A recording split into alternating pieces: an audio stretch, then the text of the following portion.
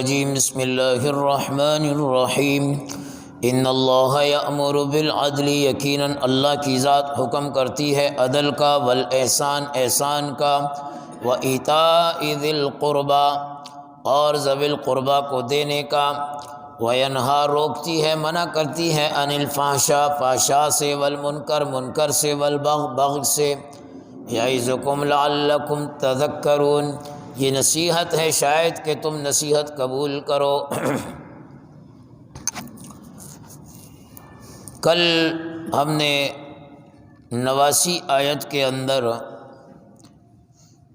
قرآن کریم کے متعلق پڑھا تھا کہ رب العالمین فرما رہے ہیں کہ ہم نے یہ قرآن نازل کیا تبیانا لکل شیء، ہر چیز کا بیان اللہ رب العالمین نے اس قرآن کریم کے اندر رکھا ہوا، وہدن اور جو اس سے ہدایت حاصل کرنا چاہے اللہ رب العالمین اس قرآن کریم کی برکت سے اسے ہدایت سے نوازتے ہیں، اور جو اس پر عمل کرے ورحمتاً تو باران رحمت کا نزول ان پر ہوتا ہے، وبشریٰ للمسلمین اور یہ خوشخبریاں مسلمانوں کے لیے، فرمانبرداروں کے لیے، ایمان والوں کے لیے ہے۔ آج کی اس آیت مقدسہ میں اللہ رب العالمین نے 3 کام کرنے کا اور 3 کام نہ کرنے کا حکم دیا ہے، اور یہ بڑی مبارک آیت ہے۔ جمعہ والے دن تقریباً خطبہ حضرات جمعہ کے خطبے میں اس آیت کو پڑھتے ہیں، اور اتنی عظیم آیت ہے کہ اس آیت کو سن کر ایسے بھی صحابہ موجود ہیں جنہوں نے ایمان کو قبول کیا، جیسے حضرت اکثم بن سیفی رضی اللہ تعالیٰ عنہ اپنے علاقے کے بڑے سردار تھے۔ ان سے کسی نے کہا کہ سردار صاحب، محمد نام کا مکہ کے اندر ایک آدمی دعوی نبوت کرتا ہے اور اس طرح کی باتیں کرتا ہے، تو آپ نے کہا میں چل کر جا کر ملنا چاہتا ہوں، مجھے بھی پتہ چلے آخر یہ ہے کون۔ تو لوگوں نے کہا کہ سردار صاحب آپ جائیں گے تو بےزتی کی بات ہے، سردار آ رہا ہے۔ تو آپ نے فرمایا ٹھیک ہے، 2 آدمی جاؤ معلوم کرو کیا حساب کتاب ہے۔ 2 آدمی قاصد بن کر وہ آئے اللہ کے نبی جناب محمد الرسول اللہ صلی اللہ علیہ وسلم کے پاس، اور آ کر عرض کی کہ ہمیں اکثم بن سیفی سردار نے بھیجا ہے اور 2 سوال دیے ہیں۔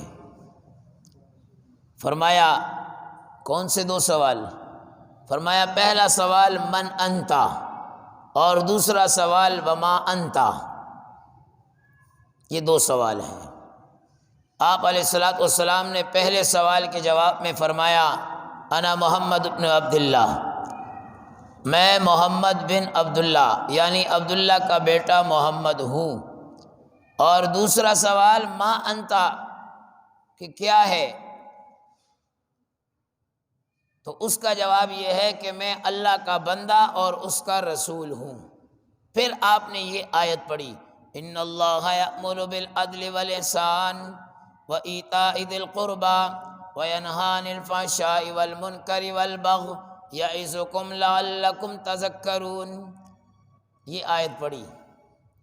تو وہ قاصد تھے، نئے مسلمان تو تھے نہیں، تو انہوں نے کہا کہ یہ جو آیت آپ نے پڑھی ہے یہ آپ ہمیں دوبارہ ریپیٹ کرا دیں، دوبارہ پڑھوا دیں تاکہ ہمیں یاد ہو جائے اور ہم جا کر اپنے سردار کو سنائیں۔ آپ نے دوبارہ پڑھی، پھر پڑھی، بالآخر ان کو وہ آیت یاد ہو گئی۔ تو یاد کرنے سے معاملہ حل ہوتا ہے۔ ہمارے یہاں ہم کسی کو وظیفہ بتا دیں کہ مجھے سب لکھ کے دے دو، بس یاد کرنے کی توفیق نہیں ہے، اور جب لکھ کر دے دیا تو وہ کاغذ اس کی جیب میں ہوگا یا الماری اور دراز کے اندر پڑا ہوگا، پڑھنے کی توفیق نہیں کیونکہ یاد نہیں ہے، اور وہ اسلام میں داخل ہی نہیں ہے ابھی۔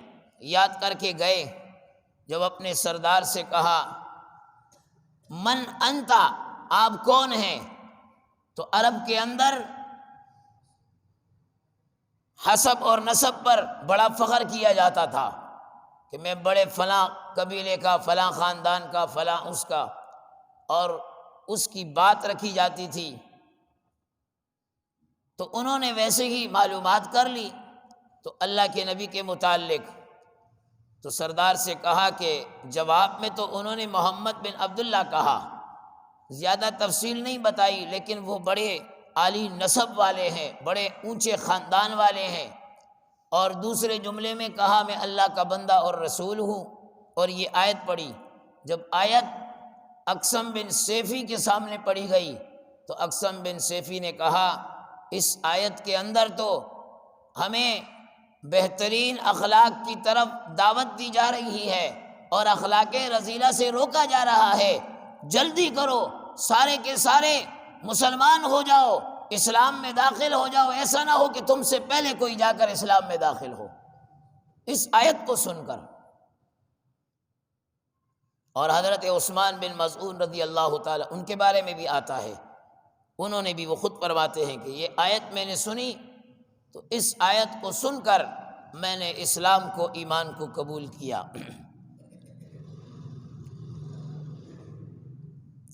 اور یہ آیت حدیث میں آتا ہے، اللہ کے نبی صلی اللہ علیہ وسلم نے فرمایا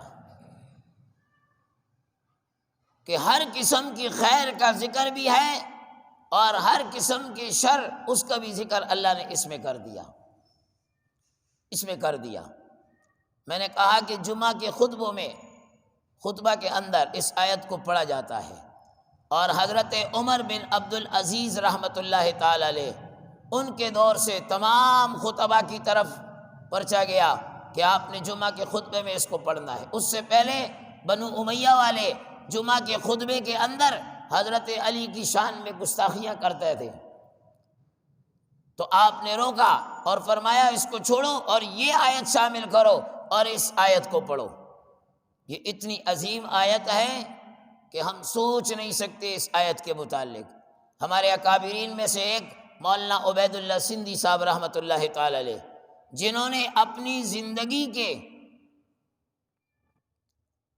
بیشتر سال، بیشتر حصہ اپنی زندگی کا ضلع وطنی میں گزارا، ضلع وطنی کے اندر گزارا، 45 سال تک وہ قرآن سناتے رہے، 7000 علماء نے ان سے قرآن کا فیض حاصل کیا۔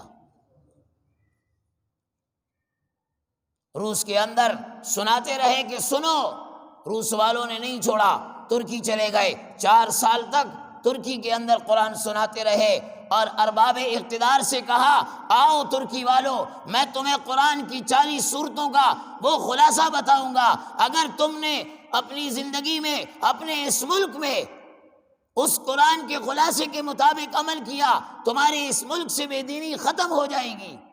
نہیں چھوڑا، وہاں سے نکالا، مکہ مکرمہ چلے گئے، 12 سال تک وہاں پر قرآن کی خدمت کرتے رہے، اور پھر وہاں سے روانہ ہو کر اپنے ملک آ گئے اور کہا کہ بڑھاپے کا حصہ، بڑھاپا مجھ پر اب زیادہ ہو چکا، لیکن قرآن کی یہ آیت کہتی ہے ان اللہ یأمر بالعدل والاحسان وایتاء ذی القربى وینہی عن الفحشاء والمنکر والبغی یعظکم لعلکم تذکرون۔ اس آیت کو میں تمہیں سمجھانے کے لیے آیا ہوں، اس کے اندر اللہ نے اسلام کا ایک نظام رکھا ہوا ہے، ایک نظام رکھا ہوا ہے۔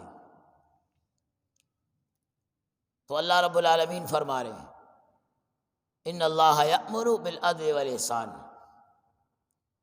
مفسرین فرماتے ہیں کہ ساری دنیا کی خیر خیرات بلائیوں کا ذکر بھی ہے، اور شر اور شرور، فتنہ اور فتن سے جو ہیں ان کا بھی ذکر ہے۔ صبح کے درس میں ہم نے آج ہی غالباً مشکوٰۃ شریف کا جو ہمارا درس ہوتا ہے، وہاں میں نے سورہ بقرہ کے متعلق ذکر کیا تھا، آخری 2 آیتیں۔ پیغمبر علیہ السلام فرما رہے لم تترک خیرا من خیر الدنیا والآخرہ الا اشتملت علیہ، کہ کہ سورہ بقرہ کی وہ 2 آیتیں، فرمایا اللہ رب العالمین نے کوئی بھلائی ایسی ہے نہیں جو ان میں رکھی ہوئی نہ ہو، ہر بھلائی کو اللہ رب العالمین نے اس میں رکھا ہوا ہے۔ وہ 2 آیتیں جن کا ترجمہ بھی آج صبح میں نے کیا تھا، وہ بڑی بلائی والی بہترین صورتیں۔ اللہ کا نبی فرما رہا ہے مجھے عرش کے خزانوں سے ملا، اور ایک جگہ روایت میں آتا ہے جبیر بن نفیر فرماتے ہیں کہ اللہ کے نبی نے فرمایا یہ 2 آیتیں اپنی گھر کی بیویوں کو، عورتوں کو بھی سکھاؤ، عورتوں کو بھی سکھاؤ۔ ان دعاؤں میں جو تاثیر ہے، جو بھلائیاں اللہ سے مانگی جا رہی ہیں، اللہ کی قسم اس کا مثل نہیں۔ اور یہاں پر اس آیت کے متعلق فرمایا جا رہا ہے کہ یہ آیت کہ ہر بھلائی کے کام کا حکم بھی دے دیا اور برائی سے بچنے کا وہ بھی حکم دے دیا۔ فرائض ہوں، واجبات ہوں، مندوبات ہوں، مستحبات ہوں، سب کا ذکر آ گیا۔ عدل، احسان، ایتاء ذی القربیٰ میں، اور اسی طرح منہیات، معاصی، اس سے بچنے کا حکم آ گیا فحشاء، منکر، بغی کے اندر۔ تو فرمایا ان اللہ یأمر بالعدل،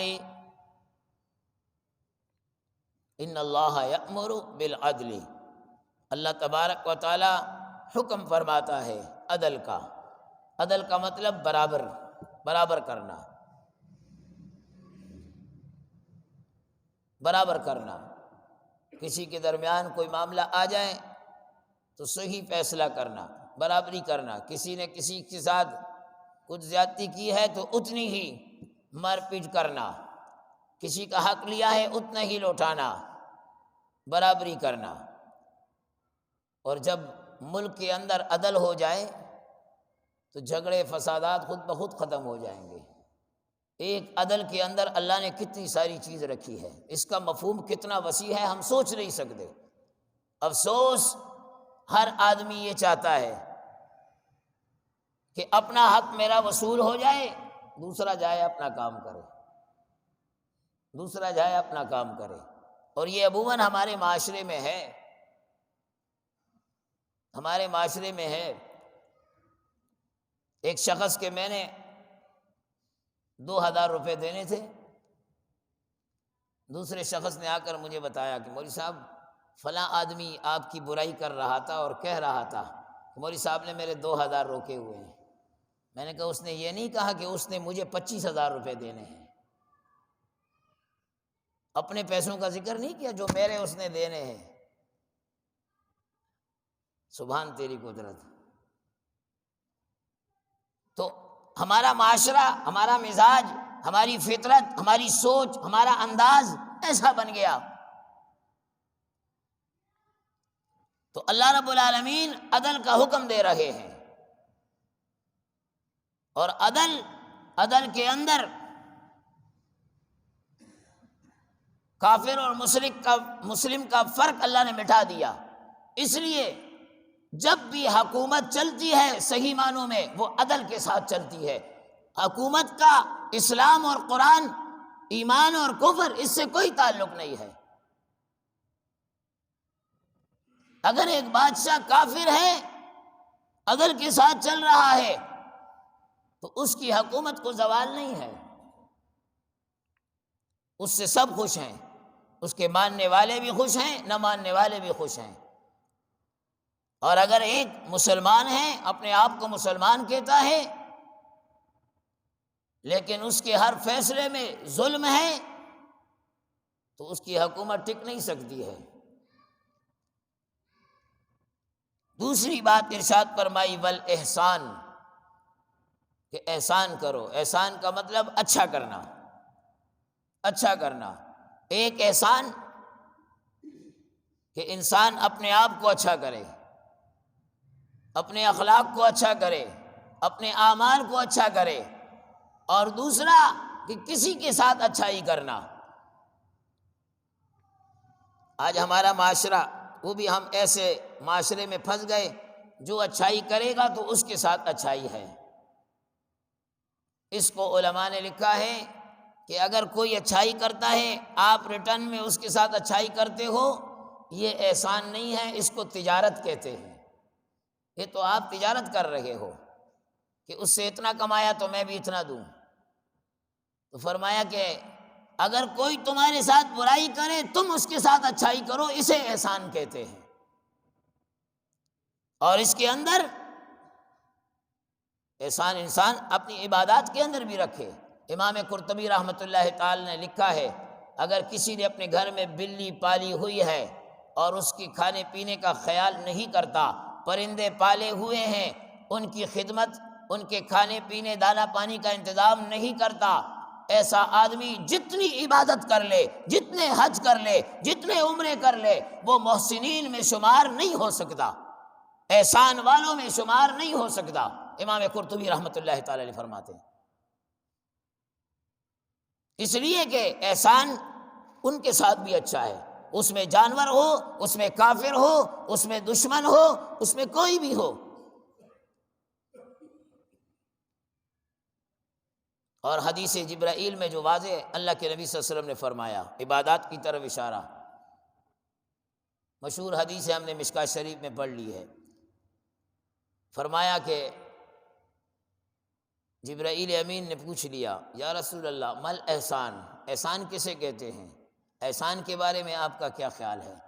تو آپ علیہ الصلوۃ والسلام نے واضح فرمایا، ان تعبد اللہ کأنک تراہ فإن لم تکن تراہ فإنہ یراک، کہ تو عبادت ایسی کر جیسے تو اللہ کو دیکھ رہا ہے۔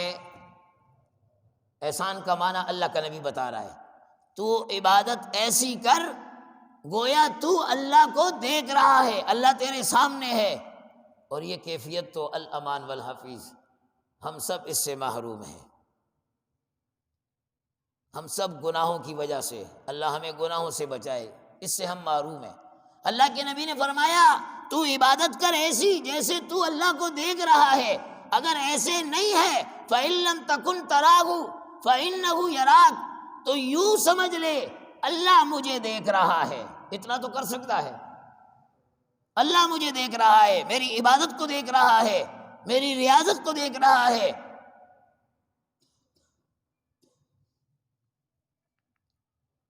یہ احسان کا معنی۔ اور تیسرا فرمایا ہوا ایتاء ذی القربیٰ، کہ ذوی القربیٰ، ایتا دینا، عطا کرنا، رشتہ داروں کو، دوستوں کو، احباب کو، جو آپ کے چاہنے والے ہیں، ذوی القربیٰ ہے، ذوی الرحم ہیں، ان کو دینا۔ ان کے اوپر بعض دفعہ اپنے رشتہ داروں کو دینا واجب کی صورت بھی اختیار کرتا ہے۔ آپ کو اللہ نے دیا ہوا ہے اور وہ بھوک سے نڈھال ہیں، پریشان ہیں، آپ ان کی طرف توجہ نہیں دیتے، تو واجب کے زمرے میں آتا ہے ان کی مدد کرنا۔ اور بعض دفعہ مستحبات میں آ جاتا ہے، مندوبات میں آ جاتا ہے، کہ انسان ویسے ہی دیکھے اپنے آس پڑوس میں، اپنے رشتہ داروں میں، ذوی القربیٰ میں، کہ کوئی کسی کے گھر میں کسی چیز کی ضرورت ہے، تکلیف ہے، تو اس کی مدد کر دے۔ تو جب یہ تین چیزیں یہ ہمارے ملک میں رائج ہو جائیں، ہر انسان کی زندگی میں رائج ہو جائیں، اس میں فرائض بھی آ گئے، واجبات بھی آ گئے، مندوبات بھی آ گئے، مستحبات بھی آ گئے، اور تین چیزوں سے روک لیا، ینہا عن الفحشاء، فحش کاموں سے، فحش کاموں سے، جتنے بھی بے حیائی والے کام ہیں، شہوات بہیمیہ والے جتنے بھی کام ہیں، ان سے رکنے کا حکم دے دیا۔ زنا ہے اور اس قسم کی جتنی بھی خرافات ہیں، والمنکر، اور منکر سے رک جائے۔ منکر جس پر تمام علماء کا اتفاق ہو کہ یہ کام حرام ہے، یہ حرام ہے، ان سے اپنے آپ کو روکے۔ والبغی، حد سے تجاوز کرنا، ظلم کے معنی میں، ظلم کے معنی میں۔ تو جب بے حیائی ختم ہو جائے، عریانی ختم ہو جائے، فحاشی ختم ہو جائے، اور ظلم ختم ہو جائے، طغیان ختم ہو جائے، اور اس کی جگہ عدل لے لے، اس کی جگہ احسان لے لے، اس کی جگہ ذوی القربہ اور لوگوں کے ساتھ ہمدردی وہ آ جائے تو معاشرہ بالکل 100% دینی اصولوں پر کاربند ہو جائے گا، تمام کا تمام وہ شریعت محمدیہ کے حدود میں داخل ہو کر وہ اللہ کے محبوب بن جائیں گے۔ فرمایا یعظکم، یہ تو نصیحتیں ہیں، لعلکم تذکرون، شاید کہ تم نصیحت کو قبول کرو۔ اللہ ہم سب کے حق میں ان نصیحتوں کو قبول و منظور فرمائے۔